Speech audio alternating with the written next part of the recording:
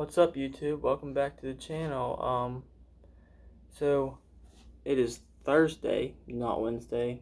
Last week I posted on Friday. I haven't been real consistent with posting videos just because I just don't know what I'm gonna be doing. Yesterday I had work. The day before I had work. So I'm just gonna go with posting a video a week. I just don't know what day. I'm gonna try to do it Wednesday, Thursday, or Friday. This week just happens to be on a Thursday. So today we're going to talk about why does God allow evil and suffering.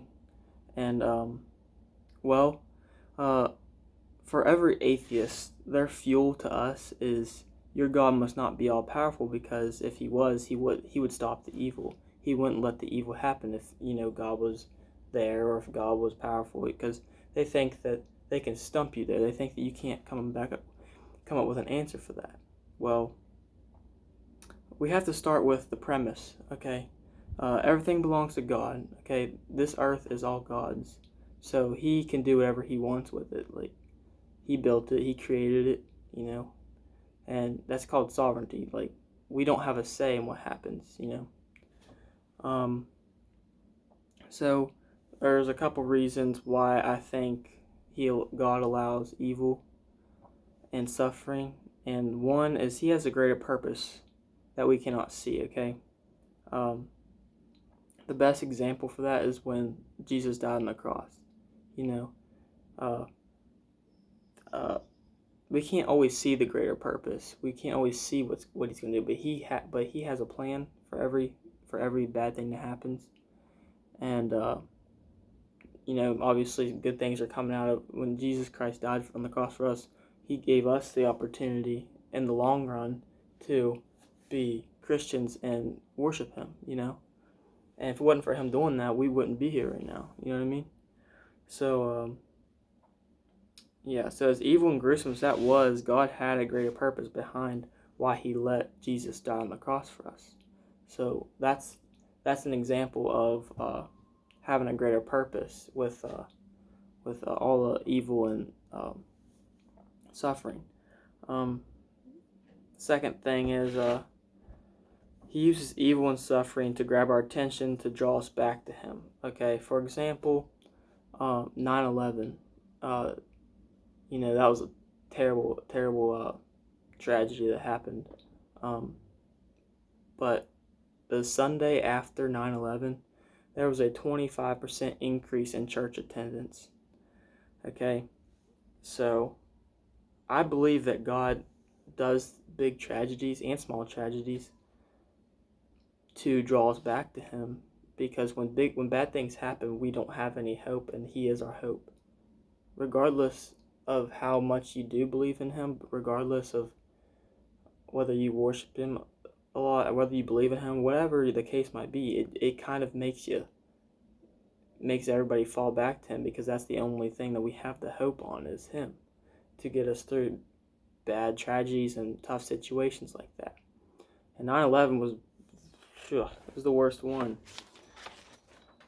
And so just like there was a 25% increase in church attendances, which was what I think God wanted. He wanted to draw everybody back to him after that huge, that terrible tragedy.